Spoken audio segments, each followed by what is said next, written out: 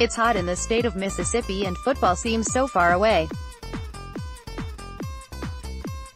When fans of the Southeastern Conference and college football in general long for the day they'll be tailgating again and packing out stadiums to watch their favorite team, they count down the days. That's exactly what we're going to do for the next couple of months to help ease your patience. Over the next 100 days, we'll take a unique look each day at Mississippi State history and the current players on the roster with this countdown. Today, we look back at a player who starred for the Maroons 65 years ago but whose impact is still seen to this day.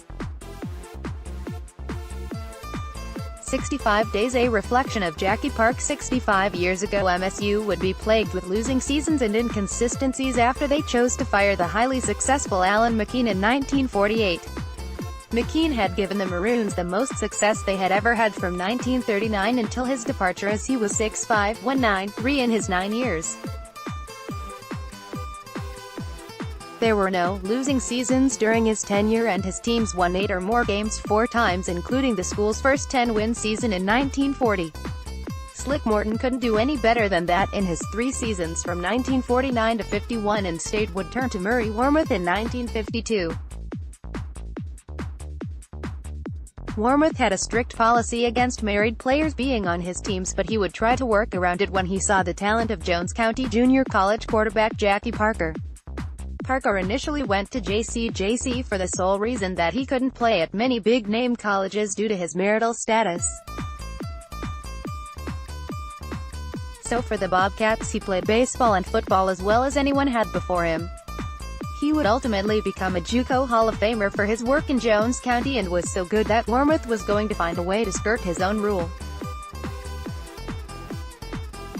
RP Doc Patty was the baseball coach at MSU and had no marriage rule in his arsenal. Wormuth convinced the baseball coach to put Parker on scholarship and allow him to walk on the football team. Ultimately, it all went for naught as Parker would divorce prior to coming to Starkville. The combination of Parker at quarterback and Joe Fortunato at fullback was a great start for Wormuth. In his first season, the two would help the team to a 5-4 finish. Parker would score a school record 120 points that season, a record that stood in the SEC as well for 40 seasons. He currently sits tied for second in school history, with his 16 rushing touchdowns that year, and broke a school record with 4 rushing touchdowns in a game against Arkansas State. His season earned him first-team All-SEC honors, and he was named the SEC Player of the Year. He followed that up with SEC Player of the Year honors once again, and was named a first-team All-American in 1953. Parker was just the 5th player in school history to earn AA honors, joining his former teammate Fortunato as well as players like Tom "Shorty" McWilliams. Parker's career extended into the Canadian Football League, where he became one of the greatest to play in Canada and for the Edmonton Eskimos. Not surprisingly, Parker was versatile. He was a 5-time member of the All-Pro team as a quarterback and a 3-time member as a running back. He also was the team's kicker and a defensive back, and the league voted him MVP 3 times as well. He ruled the Western Division as the Jeff Nicklin Memorial Trophy winner, 7 times named for the division's MVP.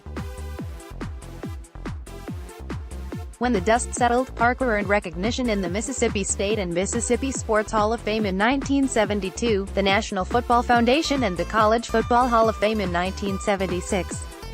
He's also one of 7 Bulldogs enshrined in the MSU Football Ring of Honor, with his name hanging on the west side of Davis-Wade Stadium.